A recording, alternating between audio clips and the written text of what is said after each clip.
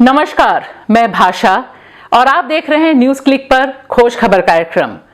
मोदी सरकार के दूसरे कार्यकाल का पहला साल पूरा हुआ, जश्न मन रहा है। इस जश्न की क्या बात है, हर तरफ उपलब्धियों की बरखा है। इस बरखा पे कितनी बात करिए, 130 करोड़ की आबादी को कितना उपकृत किया है मोदी सरकार ने कि इस पर बात करने से भी जी घबराता है कि कहीं आप ये ना समझ लें कि मैं मंगल ग्रह से बात कर रही हूं, धरती पर मेरे पैर ही नहीं पड़ रहे, बिल्कुल ठीक मोदी सरकार की तरह।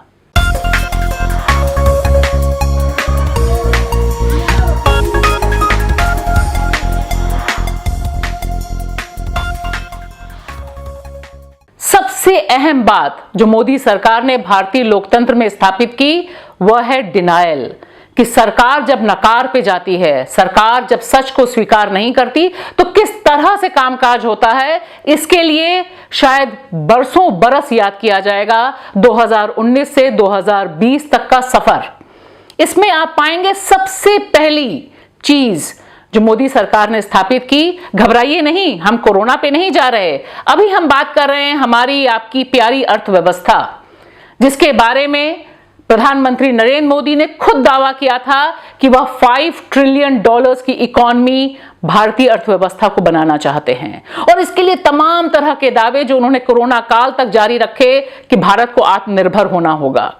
और इस दौरान आप और हम पाते हैं कि भारत कहां पहुंचा, भारत की अर्थव्यवस्था कहां पहुंची। जिस समय हम और आप बात कर रहे हैं, इस समय जो देश का सकल घरेलू उत्पाद है वह 3 दशमलव तक पहुंच गया है। और शायद भारत के इतिहास में कम से कम 10-20 साल पीछे की नजर दौड़ाइए, तब तक इतना रसातल में हम नहीं गए थे, हमारी अर्थव्यवस्था नहीं गई थी। इस समय तमाम अर्थशास्त्री कह रहे हैं कि भारतीय अर्थव्यवस्था महामंदी, ग्रेट डिप्रेशन की ओर जा रही है।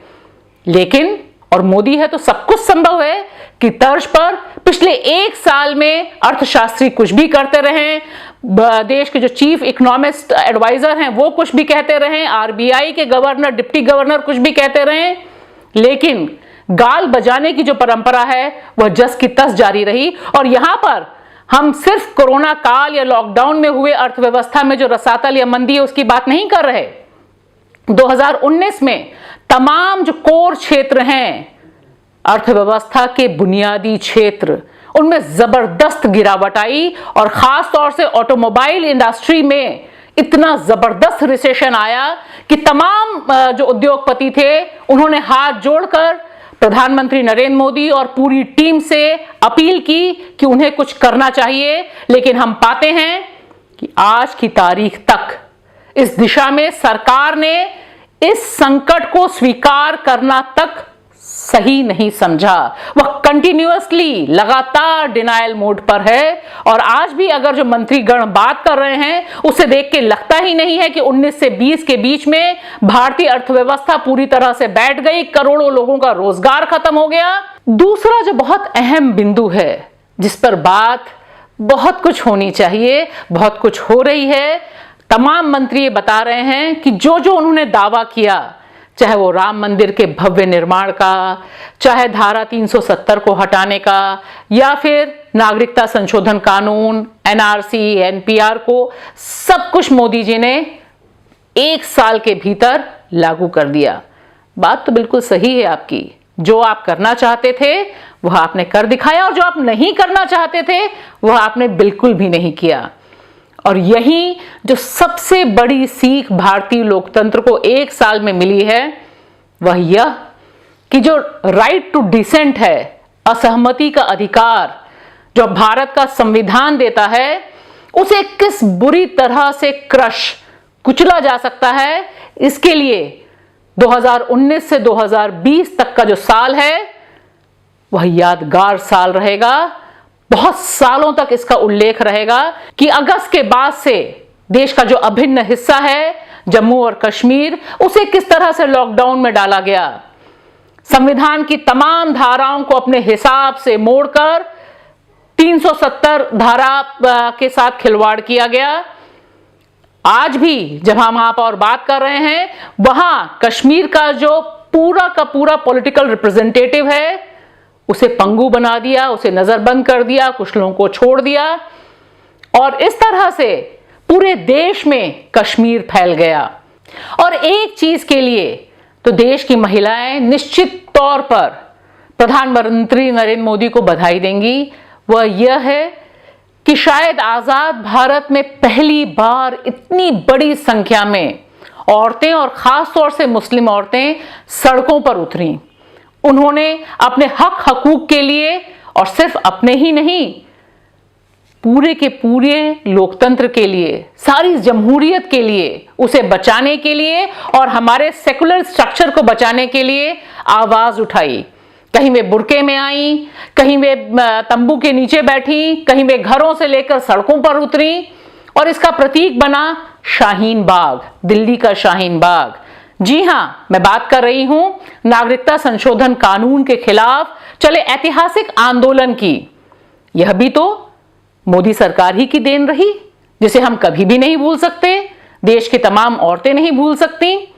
और इसके साथ साथ सीएए के साथ साथ एनआरसी और एनपीआर को लेकर जो पॉलिटिकल डिबेट चली, जो बहस चली, वह भी अपने आप में ऐतिहासिक रही, जिसे सालों तक याद किया जाएगा। लेकिन वहीं इस पूरे आंदोलन को जिस तरह से क्रश किया गया, जिस तरह से कुचला गया, कुचला जा रहा है, जिस तरह से गिरफ्तारियां हो रही हैं, यूएपीए जैसा कानून सब पे थोपा जा रहा है, प्रेग्नेंट महिला एक्टिविस्ट को गिरफ्तार किया जा रहा है, ये सारी चीजें एक साथ इतने कम समय में हो रही हैं कि याद ही नहीं रहता कि किस पर बात करें और किस पर नहीं बात करें। जिस समय पूरा विश्व कोरोना संकट से लड़ रहा है, भारत उससे लड़ रहा है, लॉकडाउन हो रहा है, बड़े पैमाने पर इतनी बड़ी मानव त्रासदी हो रही है, वहां हम क्या पाते हैं कि लगातार एक के बाद एक झूठ बोला जा रहा है। और इस झूठ को दोहराने का काम इस जश्न के दौरान इन मंत्रियों ने खूब किया। अरे जम के किया साहब। अब आप देखिए ना, जो रेल मंत्री हैं हमारे, उन्हें दिखाई ही नहीं दिया कि कोई मजदूर ट्रेन में मरा, जबकि खुद जो उनके मंत्रालय द्वारा जो आंकड़े हैं वे बता रहे हैं कि मौतों का सिलसिला रुक नहीं रहा है। जो श्रमिक स्पेशल ट्रेनें चलाई गई हैं, जिन हालात में वहां लोग जा रहे हैं, मर रहे हैं, वे सब भारतीय नागरिक हैं। लेकिन मंत्री जी कह रहे हैं, अरे भाई आप क्यों घूमने जा रहे हैं, अभी मत जाइए, बहुत जरूरी काम हो तभी जाइए। ये बेचारे मजदूर क्या करें, समझते ही नहीं मंत्री जी की बात। ये जो उपेक्षा भारतीय नागरिक की इन्होंने की है कोरोना काल में, इसके लिए भी यह साल हमेशा याद रखा जाना चाहिए। जिस तरह से लोग मर रहे हैं, मां मर गई है और बच्चे पानी डाल रहे हैं उसकी लाश के ऊपर, मां मर गई है और बच्चा उसके आंचल से खेल रहा है, ये सब कुछ याद रखा जाएगा मोदी जी। देश की जनता इतने आराम से यह भूलेगी नहीं।